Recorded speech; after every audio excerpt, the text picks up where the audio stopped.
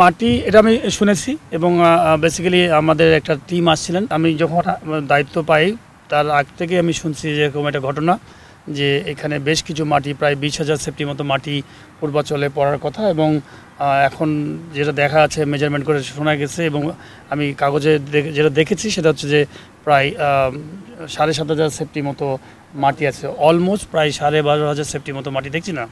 তো এটা আসলে আমাদের আসার আগেই ঘটনাটা। তো আমরা ইনকোয়ারি করছি এবং খুব শীঘ্রই একটা ইনকোয়ারি কমিটি করব, বিকজ এই মাটিটা আমি এই জন্যই ইউজ করতে যাচ্ছি না এই মুহূর্তে, বিকজ এখন ইউজ করলে বা কোনো মাঠে যদি ইউজ করি এই মাটিটা আর থাকবে না, তো ডকুমেন্টসে থাকবে না, সেই জন্য মাটিটাকে ইউজ করতে যাচ্ছি না।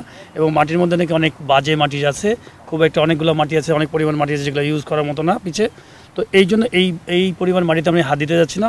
এটার একটা সুন্দর সমাধান হওয়া উচিত, বিকজ আমরা আগে কি করেছি সেগুলোরও কিছু সমাধান জানতে হবে এবং সাথে আমাদের চলমান যে কাজগুলো আছে সেগুলোকে আমাদেরকে থামায় থাকলে হবে না। এবং আপনি জানেন যে প্রতি বছর আমাদের কিন্তু প্রচুর ডেভেলপমেন্টের কাজ হয়, উইকেট বানানো লাগে, অনেক কিছু বানানো লাগে।